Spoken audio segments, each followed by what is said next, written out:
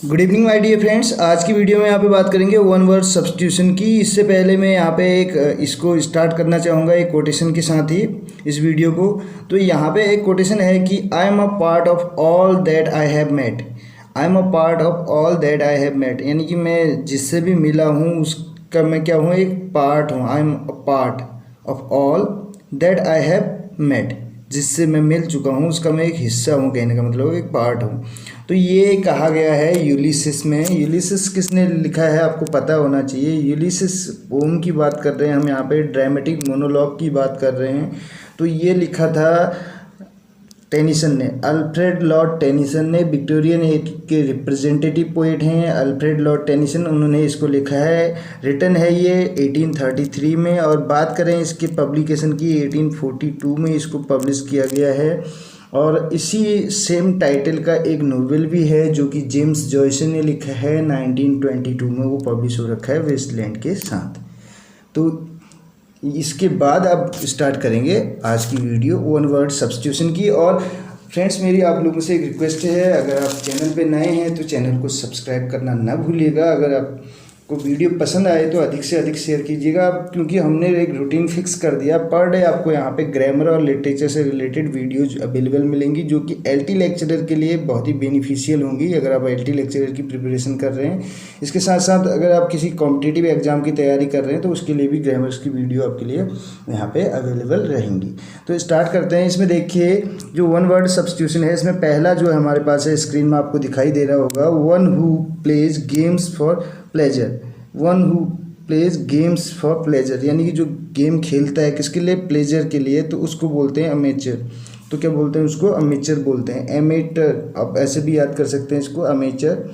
तो इसके बाद बात करें तो सेकंड नंबर पे है, यानी कि जो गेम्स को खेलता है इंटरटेन करने के लिए, ना कि पैसा कमाने के लिए, तो इसको बोलेंगे अमेचर। तो ये किसी दूसरे सेंस में भी आ सकता है, जो जैसे किसी कार्य को करता है ना कि पैसा कमाने के पर्पज से, बल्कि उसको एंटरटेन करने के पर्पज से करता है, तो अमेचर उसको बोलेंगे।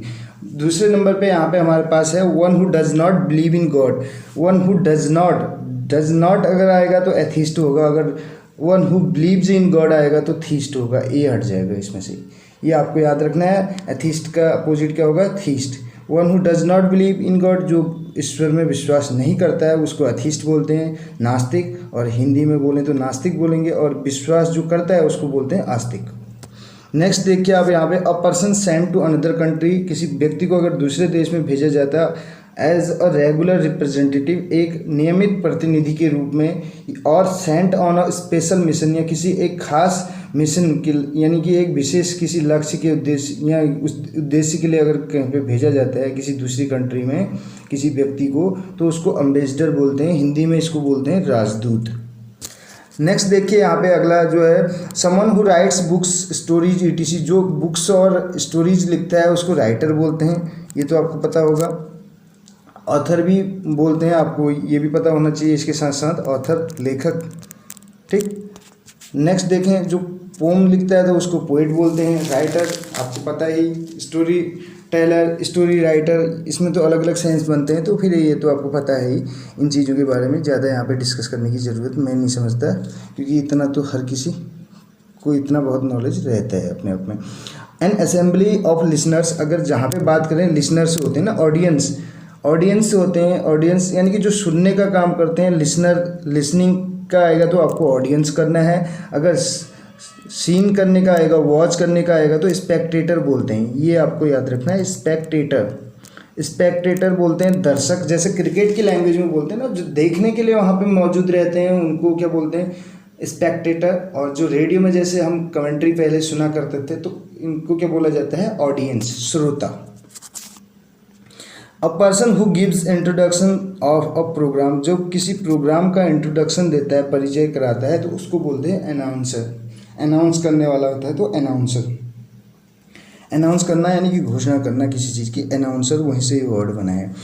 वन हु कैन नॉट पे वंस डेट, यानी कि कोई ऐसा व्यक्ति जो ऋण नहीं चुका सकता। डेब्ट नहीं बोलना है इसको, डेट बोलते हैं, तो इसको बोलते हैं बैंकरप्ट। बैंकरप्ट इसके लिए यूज होता है, बैंकरप्ट। यानी कि कहने का मतलब आप इसको ऐसे याद कर सकते हैं, जो पे नहीं कर सकता ना, बैंक को लूट रहा है, कहने का मतलब है बैंक रप्ट कर रहा है, तो ऐसे आप इसको याद कर सकते हैं। नेक्स्ट देखिए, which can be easily broken, जो इजीली ब्रोक किया जा सकता है, जो इजीली तोड़ा जा सकता है, जिसको जो इजीली टूट जाता है तो उसको ब्रिटल बोलते हैं। जैसे कांच होता है ना, इजीली ब्रोकन यानी कि ब्रिटल, इसके लिए वर्ड यूज करेंगे ब्रिटल। बॉटल से आप याद करेंगे, बॉटल जैसे है तो कांच की बोतल है तो ब्रिटल, बॉटल ब्रिटल, ऐसे आप याद रख सकते हैं इसको। A person who breaks into buildings to steal, a person who breaks into buildings to steal, तो क्या करने का काम करता है, जो चोरी करने का काम करता है बिल्डिंग्स में, बड़े बड़े भवनों में, यानी कि चुराने का काम। बर्गलर, बर्गलाना बोलते हैं ना, बर्गलाना, तो वहीं से आप याद रख सकते हैं बर्गलिंग, बर्गल, यहीं से बर्गलर वर्ड यूज कर सकते हैं आप इसको। अ लिस्ट ऑफ नेम्स और books, a list of names और बुक्स, और लिस्ट जब किसी कहीं पे नाम की लिस्ट बनी है या बात करें बुक्स की लिस्ट बनी है तो उसके लिए क्या यूज़ कर सकते हैं हम, उसके लिए यूज़ करेंगे हम कैटलॉग। क्या यूज़ करेंगे, कैटलॉग, कैटलॉग, कैटलॉग। लॉग का मतलब होता है विवरण पुस्तिका, किसी भी चीज़ की डिटेल में जिसमें इंफॉर्मेशन रहती है उसको लॉग बोलते हैं, तो कैटलॉग हो गया। नेक्स्ट देखिए यहाँ पे, one who draws funny drying of well known people, यानी कि प्रसिद्ध लोगों की फनी ड्राइंग बनाता है कोई जब, तो उसे बोलते हैं कार्टूनिस्ट। जब कोई प्रसिद्ध यानी कि वेल नोन पीपल हैं उनकी अगर फनी ड्राइंग कोई बनाता है तो उसको बोलते हैं कार्टूनिस्ट। कार्टून से बना है कार्टूनिस्ट। इस्ट IST कहीं पे भी आपको मिलता है तो IST का मतलब होता है पर्सन, तो इसको आप याद रख सकते हैं, कम्युनिस्ट, सोशलिस्ट, कार्टूनिस्ट, ऐसे करके आप वर्ड याद करेंगे। पर्सन यानी कि व्यक्ति, वन हु ड्रॉ करने वाला जो व्यक्ति है तो उसी को तो कार्टूनिस्ट बोला जाएगा। Person who work in the same institution, यानी कि व्यक्ति जो एक ही इंस्टीट्यूशन में काम करते हैं, एक ही संस्थान में काम करते हैं, तो उनके लिए एक वर्ड यूज किया जाता है कलीग। तो कलीग्स यहीं से बना है, देखिए कलीग्स, कलीग्स की स्पेलिंग आपको याद करनी है, कल लीग, कल लीग, लीग LEAGUES, लीग्स, ये आपको याद करना है कलीग्स। बार बार अगर आप 2-3 बार इसकी प्रैक्टिस करेंगे तो आपको ऑलरेडी याद हो जाएगा। कल लीग्स, ली यानी कि जैसे P होता है T होता है, ऐसे लीग्स GUES, इतना आपको याद करना है। डबल L इसमें आता है, ये आपको ध्यान रखना है, स्पेलिंग में भी पूछा जा सकता है। Person living at the same time, जो एक ही समय में यानी कि जी रहे हों, जैसे एक साथ जिन्होंने जीवन व्यतीत किया हो, यानी कि एक ही टाइम पीरियड में, तो उनको कंटेम्प्रेरी बोला जाता है, समकालिक। ठीक है, समकालीन आपने सुना होगा, समकालिक वर्ड यहीं से बना है। पर्सन हु इन्वेस्टिगेट्स क्राइम, जो इन्वेस्टिगेट करता है किसकी, क्राइम की, तो उसको क्या बोला जाता है, डिटेक्टिव। आपने सुना होगा डिटेक्टिव, जैसे पहले चलता था करण द डिटेक्टिव करके आता था एक, अगर आपने एपिसोड देखा होगा तो डिटेक्टिव का मतलब है जो छानबीन करता है किसकी, क्राइम की। नेक्स्ट देखिए यहाँ पे क्या है, want of rain, want of rain, want of rain को क्या बोल रहा है, ड्रॉट, तो ये तो आप इजीली याद कर सकते हैं इसको, इसमें कोई ट्रिक यूज़ करने की ज़रूरत नहीं है। और स्पीच विदाउट प्रिपरेशन, और स्पीच विदाउट प्रिपरेशन, अगर आप बिना तैयारी के कोई स्पीच देते हैं तो उसको एक्सटेम्पोर बोलते हैं, एक्सटेम्पोर, एक्सटेम्पोर दे रखा है, देख सकते हैं आप यहाँ पे। इसके अलावा बात करें, one who leaves his own country to go and live in another, one who leaves his own country, जो अपनी कंट्री को छोड़ता है, टू गो और जाता है कहाँ पे, to go and live in another, दूसरे देश में रहता है, तो उसको इमिग्रेंट बोलते हैं। इमिग्रेंट, इमिग्रेंट यानी कि प्रवासी, इमिग्रेंट, प्र करना, प्रवास करना, दूसरे जगह स्थान करना। एक होता है अप्रवासी, अप्रवासी, अप्रवासी, आ से याद करना है आने से, आने वाले के लिए क्या यूज़ होता है, इमिग्रेंट। तो इसमें स्पेलिंग का इतना सा अंतर है, इमिग्रेंट, तो इसको बोलते हैं अप्रवासी। यानी कि यहाँ पे क्या हो जाएगा, वन हु कम्स, यानी कि in another country to leave his own country, यानी कि अपनी, जैसे कोई यहाँ से इंडिया से, इसको ऐसे समझते हैं, इंडिया से कोई इंडिया को छोड़ के अमेरिका में रह रहा है तो उसको इमिग्रेंट बोलेंगे, वो हमारी लैंग्वेज में क्या हो जाएगा, इमिग्रेंट हो जाएगा। और अगर अमेरिका से कोई इंडिया में आ रहा है तो इमिग्रेंट होगा, ये याद रखना।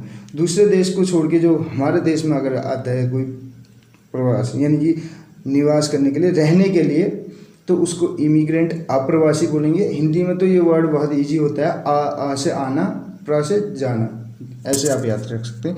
और यहाँ पे भी ई और आई का अंतर है। आई से आप ऐसे याद करेंगे इसको, इंडिया में जो आया, ठीक है।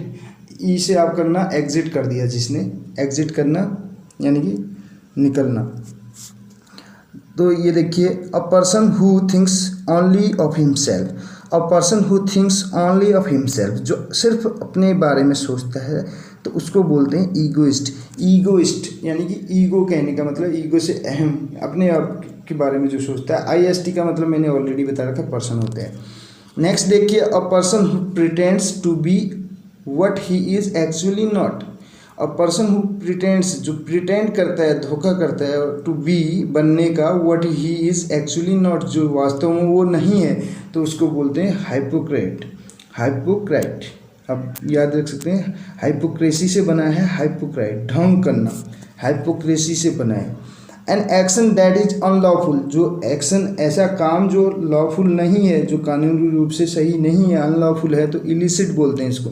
इलिसिट, इलिसिट, इल से बीमारी आपने यानी कि गंदी आदतें, इलिसिट, इसको आप ऐसे याद कर सकते हैं, इल से illicit. One who knows many languages, जो कई लैंग्वेजेस को जानता है उसको लिंग्विस्ट बोलते हैं, ठीक है। और इसके अलावा बात करें, a paper written by hand, जो हाथ से लिखा जाता है पेपर, यानी कि उसको मैन्युस्क्रिप्ट, हस्तलेख बोलते हैं। A speech made for the first time, a speech made for the first time, जो पहली बार के लिए स्पीच तैयार की जाती है उसको मेडन बोलते हैं। जैसे मेडन सेंचुरी भी होती है ना, मेडन, तो मेडन वर्ड यूज़ किया जाता है इसके लिए। 24 नंबर पे है, एनिमल्स दैट सकल दियर यंग वंस, यानी कि एनिमल्स जो स्तनपान कराते हैं अपने यंग वंस को, अपने बच्चों को, ठीक है। मैमल्स बोलते हैं उनको, स्तनधारी बोलते हैं हिंदी में बोलें तो। A show held at noon, जो नून में जो शो हेल्ड होता है दोपहर में, तो उसको क्या बोलते हैं, मैटिनी, मैटिनी, मैटिनी, कैसे बोलना है, मैटिनी। नेक्स्ट देखिए, a man of evil reputation, जिसकी रेपुटेशन अच्छी ना हो उसको बोलते हैं नोटोरियस, बदमाश, शैतान टाइप का, ठीक है, notorious, notorious.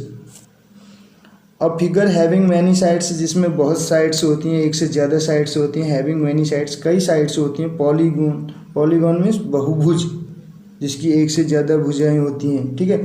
Things that can be easily carried, जो आसानी से ले जाई जा सकती हैं, उनको बोलते हैं पोर्टेबल। पोर्टेबल आपने सुना होगा, सिम पोर्ट, पोर्ट करना, पोर्ट करना, इजीली क्या करना, उसको यानी कि कन्वर्ट कर देना। यहाँ पे एक स्थान से दूसरे स्थान पे ले जा सकते हैं अगर सामान को, तो वो भी पोर्टेबल होगा। पोर्टेबल, जो पोर्ट करने योग्य है।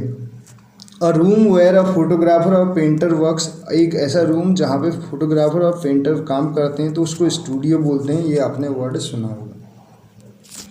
अ person who takes things secretly into a country without paying tax, a person who takes things secretly, एक व्यक्ति जो चुपचाप यानी कि गुप्त रूप से काम करता है क्या, कंट्री में, देश में, विदाउट पेइंग टैक्स, बिना टैक्स का भुगतान किए, तो उसको स्मगलर बोलते हैं। क्या बोलते हैं ऐसे लोगों को, स्मगलर बोलते हैं, जो यानी कि पे नहीं करते हैं, टैक्स पे नहीं करते हैं, तो उसको स्मगलर बोलेंगे। नेक्स्ट देखिए, यहाँ पे 31 नंबर पे है, अ person who renders his service on his on will, एक पर्सन जो रेंडर करता है हिज सर्विस, अपनी सेवाएं देता है, ऑन हिज ऑन विल, अपनी इच्छा के अकॉर्डिंग, तो उसको वॉलंटियर बोलते हैं, स्वयं सेवक। अपने खर्चे पे ही सब कुछ यानी कि सेवाएं प्रदान करता है, तो उसको वॉलंटियर, स्वयं सेवक, आपने सुना होगा।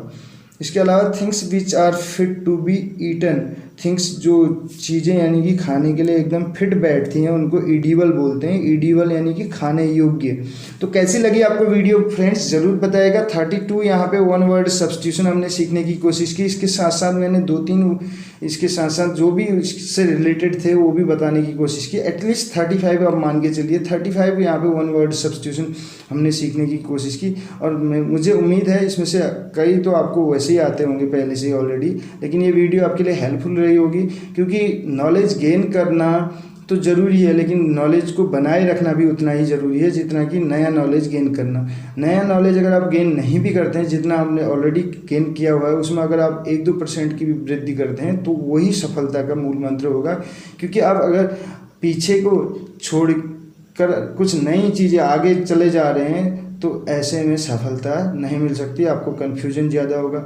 कुछ ऐसी एक कहावत कही जाती है क्या, आधी छोड़ पूरी को भावे, आधी मिले ना पूरी पावे, ऐसा कुछ है, आपको पता होगा इसके बारे में। तो ये ज़्यादा कुछ इससे कोई मतलब नहीं है, लेकिन यहाँ पे मैं बताने की कोशिश कर रहा था कि जो आपके पास ऑलरेडी है उसको आप संभालने की कोशिश करिए, पहले उसको रिवाइज करिए और उसके साथ साथ आप कुछ नई चीज़ें सीखते हैं तो वो आपके लिए बेनिफिशियल होगा। Thank you so much friends, मिलते हैं अगली वीडियो में।